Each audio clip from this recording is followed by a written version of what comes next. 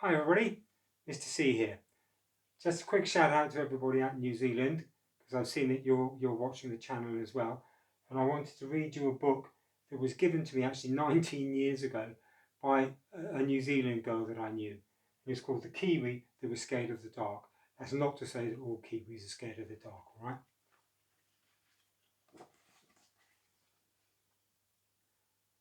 The little Kiwi looked out from the entrance of the burrow.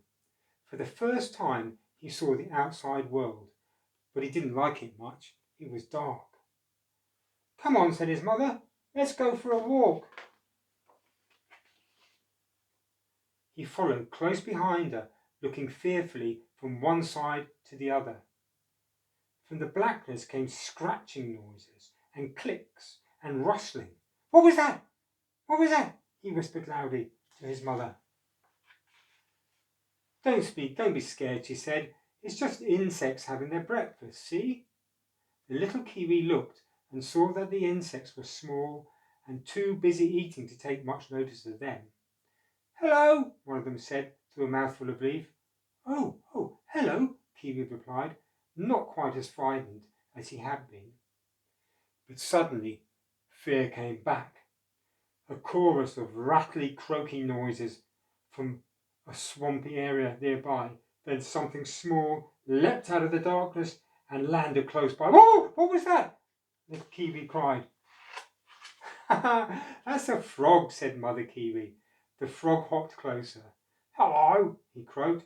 "I haven't seen you before. I hope you like it here." The little Kiwi said, "Hello, thank you."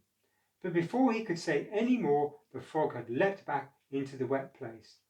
Perhaps it was just as well that the frog didn't wait for an answer, because the little Kiwi still didn't know if he liked it here. He didn't like the dark.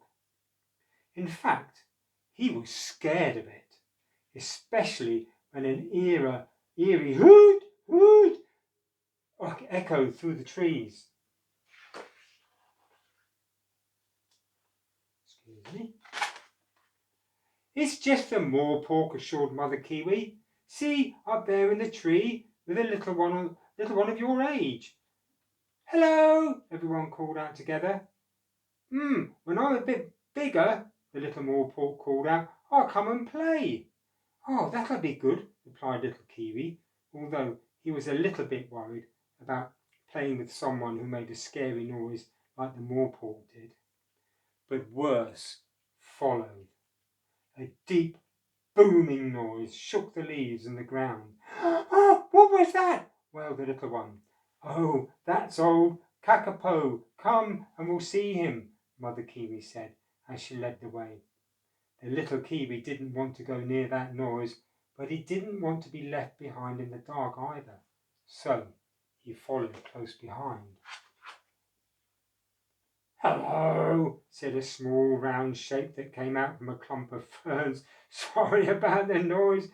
My dad likes to keep up a din every now and then. I'll go and tell him to tone it down a bit. See you later." And he scurried off. Kiwi was relieved that the little Kakapo was friendly. He came from a noisy family, but he was friendly. The little Kiwi was starting to get a little less frightened of the dark when he saw two pairs of eyes shining up ahead. Then came a terrifying, gurgling, coughing, rattling noise. "Oh, what was that?" screamed Kiwi as he squeezed close to his mother's leg. "Sorry," said a voice from the dark. A furry animal with a big tail and shining eyes came loping out. "Ah, this is Possum," said Mother Kiwi. "Hello," said a small voice from the possum's pouch. "Mum was growling because she thought someone was going to take some fruit from our tree." "Oh, that's okay," stammered little Kiwi, but it wasn't really okay. He was still trembling from the fright he'd had. "I'll make sure it's not you before I do it again next time," said the mother possum. "Thank you," said little Kiwi, but he thought, there won't be a next time, not in the dark anyway. No, the night was too scary. He'd go for his walks in the daytime from now on. They got back to their burrow just before breakfast and nestled down to sleep through the day. The little Kiwi was very tired after such a nerve-wracking night, but he awoke early when the sun was still shining and thought, this is a better time to go walking. Out he trotted into the sunshine. It was a bit bright for his eyes, even in the bush, but at least the scary darkness had gone. Down to the frog patch he scurried, but it was all silent. He couldn't see or hear a frog anywhere. Even the insects seemed to have gone. He felt a little lonely. So he found the clump of ferns where the kakapo had been booming and saw the little kakapo tucked up with his dad fast asleep.